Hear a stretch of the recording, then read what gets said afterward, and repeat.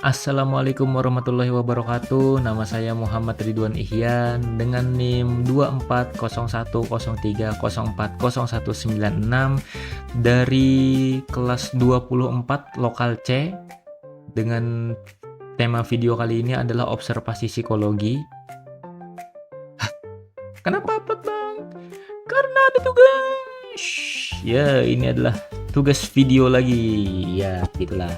Tapi di sini tugas videonya agak berbeda dari video-video sebelumnya karena saya di sini menggunakan metode naratif. Jadi ya silahkan ditonton. Sip, selamat menonton. Dalam bidang psikologi, observasi merupakan salah satu metode penting untuk memahami perilaku manusia secara langsung. Melalui observasi, peneliti dapat mengamati tindakan, ekspresi, serta interaksi individu dalam konteks alami tanpa harus bergantung sepenuhnya pada laporan verbal. Oleh karena itu, observasi sering digunakan untuk memperoleh data yang lebih objektif dan mendalam mengenai aspek-aspek psikologis yang sulit diungkapkan melalui wawancara atau kuesioner. Pada video kali ini, kita akan membahas seputar observasi psikologi, seperti pengertian, tujuan, fungsi observasi dalam psikologi, jenis-jenis observasi, tahapan observasi psikologi, teknik pencatatan observasi, konsep objektivitas, dan bias observasi. Observasi adalah teknik pengamatan sistematis yang diikuti dengan teknik pencatatan yang sistematis juga untuk memperoleh data yang mendasari pernyataan spesifik dari individu atau kelompok yang tercermin melalui tingkah lakunya sehingga nantinya dapat dimaknakan. Dalam psikologi, observasi diarahkan dan memfokuskan pada pengamatan perilaku individu, baik perilaku verbal maupun nonverbal. Tujuan observasi psikologi adalah mendeskripsikan kejadian atau aktivitas yang diobservasi secara faktual, memaknai hasil observasi berdasarkan hasil perspektif orang yang diamati, bukan perspektif pengamat, untuk memperoleh data ilmiah yang akan digunakan untuk penelitian maupun untuk tujuan asesmen psikologis. Observasi memiliki fungsi yang bermacam-macam dalam psikologi, seperti fungsi diagnostik, evaluatif, deskriptif, prediktif, dan pengendalian. Fungsi diagnostik yaitu membantu dalam identifikasi masalah psikologis individu. Contohnya, ketika mengamati perilaku anak yang mengalami keterlambatan perkembangan. Fungsi evaluatif yaitu menilai perubahan perilaku setelah intervensi, terapi, ataupun program tertentu. Contohnya, mengevaluasi efektivitas terapi perilaku pada anak autis. Fungsi deskriptif yaitu memberikan gambaran rinci mengenai perilaku atau fenomena yang diteliti. Contohnya, deskripsi interaksi sosial remaja di lingkungan sekolah. Fungsi prediktif, yaitu psikolog dapat memperkirakan perilaku masa depan individu. Contohnya, pola perilaku impulsif dapat menjadi prediktor potensi kenakalan remaja. Fungsi pengendalian, yaitu observasi dapat menjadi dasar dalam merancang strategi pengendalian atau modifikasi perilaku. Contohnya, guru merubah strategi mengajar berdasarkan hasil observasi perilaku siswa. Observasi partisipan merupakan observasi di mana peneliti terlibat aktif dengan kegiatan yang sedang diamati dan mencatat perilaku yang muncul pada saat itu.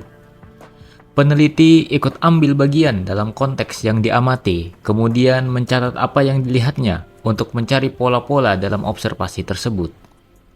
Contohnya, untuk mengetahui penyebab rendahnya motivasi belajar siswa tertentu, guru menyusun rancangan untuk mengobservasi murid dari waktu ke waktu dan mencatat perilaku murid dan hal-hal yang terjadi di dalam kelas. Observasi jenis ini memiliki kelebihan mendapatkan wawasan mendalam dari sudut pandang orang dalam, tetapi memiliki kelemahan resiko subjektivitas dan bias karena keterlibatan emosional membuat data bisa menjadi tidak valid. Sementara observasi non-partisipan adalah metode observasi di mana peneliti tidak ambil bagian dalam kehidupan subjek yang diamati. Observasi non-partisipan juga bisa disebut dengan observasi tidak langsung, yang dimana peneliti tidak ikut terlibat aktif dalam situasi yang diamati. Contohnya mengamati anak-anak bermain dari balik cermin satu arah. Observasi ini memiliki kelebihan lebih objektif dan tidak mengganggu perilaku subjek, tetapi juga memiliki kekurangan, yaitu bisa kehilangan konteks atau makna sosial dari perilaku. Observasi terstruktur, yaitu observasi yang dilakukan dengan panduan atau instrumen yang telah dirancang sebelumnya. Contohnya menggunakan checklist untuk mencatat frekuensi perilaku agresif di taman bermain. Observasi ini memiliki kelebihan seperti datanya lebih mudah diukur dan dianalisis, tetapi juga memiliki kelemahan membatasi jenis data yang dikumpulkan. Sedangkan observasi tidak terstruktur adalah observasi yang dilakukan tanpa adanya persiapan, rencana, dan instrumen tentang apa yang akan diobservasi. Karena pengamat tidak tahu secara pasti apa yang akan diamati, biasanya observasi ini bersifat eksploratif. Contohnya mengamati anak-anak bermain di taman. Pengamat mencatat tentang siapa yang memimpin permainan, siapa yang menangis, siapa yang bergabung dengan teman lain, tanpa menggunakan skala atau daftar perilaku tertentu. Kelebihan dari observasi ini sudah pasti dapat menangkap banyak perilaku yang tidak terduga, tetapi juga memiliki kelemahan seperti sulit untuk dianalisis secara sistematis karena tidak ada kategori atau skala baku. Observasi eksperimental adalah observasi yang dilakukan dengan cara mengendalikan unsur-unsur penting ke dalam situasi sedemikian rupa, sehingga situasi tersebut dapat diatur sesuai dengan tujuan riset. Contohnya, untuk mengetahui pengaruh pujian terhadap motivasi anak saat mengerjakan tugas, dengan eksperimen anak dibagi menjadi dua kelompok, satu diberi pujian saat berhasil, yang satu tidak. Observasi ini memiliki kelebihan, seperti memiliki kontrol tinggi terhadap variabel atau kondisi yang diamati, tetapi juga memiliki kelemahan, perilaku yang diamati bisa menjadi kurang alami. Sedangkan observasi natural adalah observasi yang dilakukan pada lingkungan alamiah subjek, tanpa adanya upaya untuk melakukan kontrol atau manipulasi terhadap perilaku subjek. Contohnya mengamati perilaku anak saat di rumah dan di sekolah. Observasi ini memiliki kelebihan perilaku yang muncul lebih otentik, tetapi juga memiliki kelemahan seperti kurangnya kontrol terhadap variabel luar. Tahap pertama, yaitu persiapan, mencakup sejumlah aktivitas yang harus dilakukan sebelum terjun ke lapangan, yaitu seperti menetapkan tujuan, menentukan target, menentukan batasan ruang lingkup, memilih lokasi dan waktu, menyiapkan peralatan yang diperlukan, serta memperoleh persetujuan dari peserta. Tahap kedua adalah pengumpulan data, yaitu pencatatan informasi faktual yang ditemukan selama observasi berlangsung hingga waktu yang sudah ditetapkan, atau hingga pengamat merasa bahwa data yang terkumpul cukup untuk dianalisis. Tahap ketiga adalah analisis data dan penyusunan laporan hasil observasi. Pada tahap ini, pengamat melakukan analisis mendalam terhadap data yang masih berupa catatan lapangan, bertujuan untuk memberikan makna terhadap perilaku yang diamati dan mencari jawaban dari permasalahan yang ada, kemudian merinci hasil temuan lapangan dalam laporan observasi. Teknik pencatatan observasi yang pertama.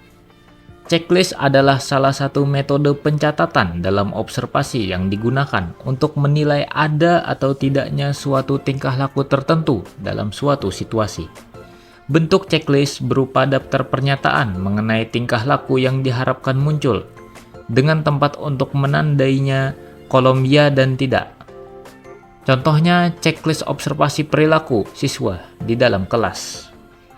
Kelebihan dari teknik ini adalah mudah dan efisien, tetapi juga memiliki kelemahan, seperti hanya perilaku yang tampak secara jelas yang bisa dicatat. Rating scale adalah instrumen pengukuran yang digunakan untuk menilai objek, perilaku, sikap, atau gejala dengan cara memberikan skor atau kategori pada tingkatan tertentu. Bentuk rating scale berupa pernyataan atau pertanyaan dengan kemungkinan jawaban berupa kontinum yang menunjukkan peringkat dari yang paling buruk hingga yang paling baik. Contohnya, pertanyaan seperti, "Saya merasa materi ini mudah dipahami," dengan jawaban seperti sangat setuju, setuju, netral, tidak setuju, sangat tidak setuju. Kelebihan dari teknik pencatatan ini adalah memberikan hasil kuantitatif dari data kualitatif, tetapi juga memiliki kelemahan, seperti responden cenderung memilih jawaban tengah atau netral. Catatan naratif digunakan untuk mencatat tingkah laku secara apa adanya dalam suatu konteks tertentu.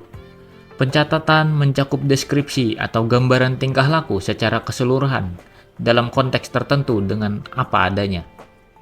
Catatan naratif berfungsi untuk menggambarkan perilaku, ekspresi, gerakan tubuh, percakapan, maupun interaksi sosial yang terjadi di lapangan. Contohnya saat wawancara. Kelebihan dari teknik pencatatan ini yaitu mampu menyajikan informasi secara kaya, detail, serta kontekstual. Tetapi juga memiliki kelemahan, seperti rentan terkena bias pengamat, membutuhkan waktu yang lama sehingga tidak efektif karena harus mengerahkan banyak tenaga. Running record atau catatan berjalan adalah teknik pencatatan yang digunakan dalam kegiatan observasi yang disajikan dalam bentuk narasi secara terperinci yang menggambarkan perilaku subjek secara runtut sesuai dengan urutan waktu terjadinya. Pencatatan dilakukan secara langsung ketika kejadian itu berlangsung, bukan setelah kegiatan berakhir. Running record dapat memberikan gambaran yang lengkap, terperinci, dan kronologis sepanjang observasi berlangsung.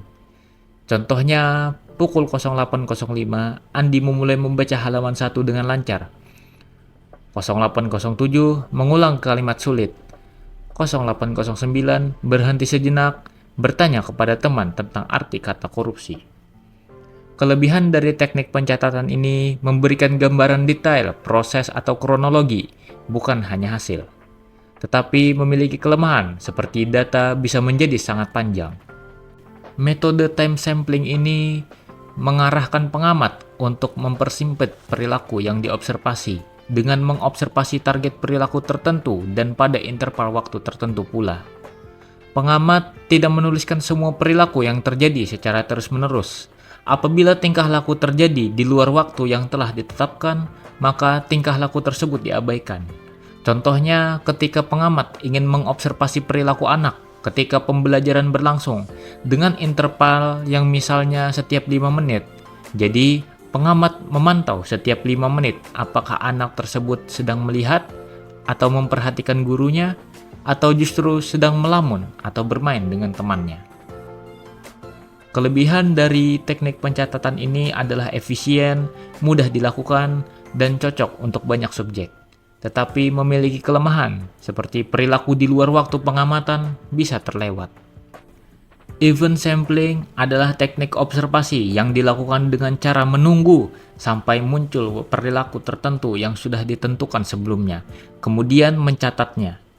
Perilaku yang diamati biasanya berbentuk discontinue, tidak terjadi terus-menerus, dan memiliki frekuensi rendah sehingga waktunya sulit diprediksi. Tujuan utamanya adalah untuk memahami penyebab maupun akibat dari perilaku tertentu. Contohnya ketika anak melakukan tindakan menyimpang seperti kekerasan terhadap teman sebaya atau menolak bekerja sama dengan kelompok. Kelebihan dari teknik pencatatan ini sangat berguna untuk mengukur tingkah laku yang munculnya tidak terlalu sering atau jarang. Tetapi memiliki kelemahan seperti tidak cocok untuk mencatat tingkah laku yang bersifat berkelanjutan atau kontinu. Anecdotal record adalah pencatatan naratif singkat mengenai tingkah laku yang tidak dapat diantisipasi akan terjadi. Tingkah laku ini biasanya adalah tingkah laku yang tidak biasanya ditampilkan, bukan tingkah laku yang biasanya muncul oleh individu. Anecdotal record tidak harus memfokuskan pada subjek tunggal, tetapi bisa terhadap sekelompok subjek. Contohnya, pada anak-anak memiliki perilaku spontan dalam berbagai macam situasi yang tidak diantisipasi atau tidak diprediksi sebelumnya. Kelebihan dari teknik ini adalah mudah karena dapat dilakukan kapanpun setiap saat ketika perilaku tertentu menarik untuk dicatat. Tetapi memiliki kelemahan seperti tidak mencatat semua perilaku secara sistematis. Objektivitas dalam observasi berarti kemampuan seorang pengamat untuk mencatat perilaku atau fenomena apa adanya tanpa dipengaruhi oleh perasaan, prasangka, atau pendapat pribadi. Pengamat yang objektif akan berfokus pada apa yang terlihat dan terdengar secara nyata, bukan pada interpretasi atau penilaian subjektif. Bias adalah penyimpangan hasil atau kesimpulan dari kebenaran atau proses yang mengarah ke penyimpangan. Bias dalam observasi merujuk pada kesalahan sistematik yang muncul selama pengamatan atau pengumpulan data yang bisa menyebabkan hasil atau simpulan penelitian tidak sesuai dengan kenyataan. Bias adalah kelemahan observasi karena dapat membuat kesimpulan yang keliru karena dipengaruhi rasa subjektif, rasa suka atau tidak suka, kesan, dan lain-lain yang menjadikan observasi menjadi tidak valid. Bias terbagi menjadi dua jenis, yaitu bias seleksi dan bias informasi. Bias seleksi adalah kesalahan dalam memilih subjek atau sampel penelitian, membuat data menjadi tidak representatif atau tidak terwakilkan, sehingga tidak mencerminkan keseluruhan populasi. Contohnya, survei kesehatan yang hanya diisi oleh individu yang peduli dengan kesehatan, sehingga hasilnya tidak mencerminkan populasi secara umum. Bias informasi sering disebut sebagai bias observasi. Terjadi ketika terdapat kesalahan sistematik dalam cara mengumpulkan atau mengukur data. Ini tidak hanya berkaitan dengan kesalahan teknis, tetapi juga menyangkut bagaimana data itu dicatat, ditafsirkan, dan dilaporkan. Bias informasi juga bisa dibagi menjadi beberapa jenis, yaitu bias pengamat, bias konfirmasi, efek Hawthorne, bias pewawancara, dan bias ingatan. Bias pengamat terjadi ketika ekspektasi, keyakinan, atau pengetahuan peneliti memengaruhi cara mereka mengamati atau mencatat perilaku subjek. Contohnya, guru yang menilai perilaku siswa mungkin memberi penilaian lebih positif kepada anak yang ia sukai atau yang dikenal berprestasi. Bias konfirmasi yaitu kecenderungan hanya mencari atau memperhatikan informasi yang mendukung keyakinan atau hipotesis awal dan mengabaikan bukti yang bertentangan. Contohnya ketika peneliti yakin bahwa anak pemalu kurang aktif di kelas sehingga ia hanya mencatat saat anak itu diam dan tidak memperhatikan ketika anak tersebut berpartisipasi. Efek Hawthorne yaitu ketika subjek mengubah perilakunya karena mengetahui bahwa mereka sedang diperhatikan, yang membuat penurunan validitas karena perilaku subjek menjadi tidak alami. Contohnya, ketika anak di sekolah bertingkah rajin karena sedang diawasi peneliti. Bias pewawancara terjadi karena sikap, ekspresi, harapan, atau cara bertanya pewawancara memengaruhi jawaban responden. Contohnya, nada bicara atau bahasa tubuh pewawancara seperti memberikan sinyal mengenai jawaban yang dianggap diinginkan. Bias ingatan yaitu ketidakakuratan subjek dalam mengingat peristiwa, pengalaman, atau informasi masa lalu yang membuat data yang diperoleh tidak sesuai dengan kenyataan sebenarnya. Contohnya, wawancara pengalaman masa lalu seseorang. Sampailah kita di penghujung video, alhamdulillah selesai juga. Dan ini sambil berjalan ini ada sumber-sumber yang saya pakai, yang saya ambil untuk membuat video kali ini. Dan minta maaf sekali karena videonya sangat kaku, karena saya yang biasanya full yeping, no script, langsung plus, tiba-tiba disuruh menggunakan gaya penyampaian yang profesional dan edukatif seperti seorang calon psikolog. Sangat susah, tapi ini adalah usaha saya dan ini hasilnya, begitu saja. Dah lah, karena di penghujung acara, penghujung video, kita langsung penutup saja. Terima kasih yang sudah menonton sampai habis, yang sudah sabar mendengarkan. Saya sangat berterima kasih. Assalamualaikum warahmatullahi wabarakatuh.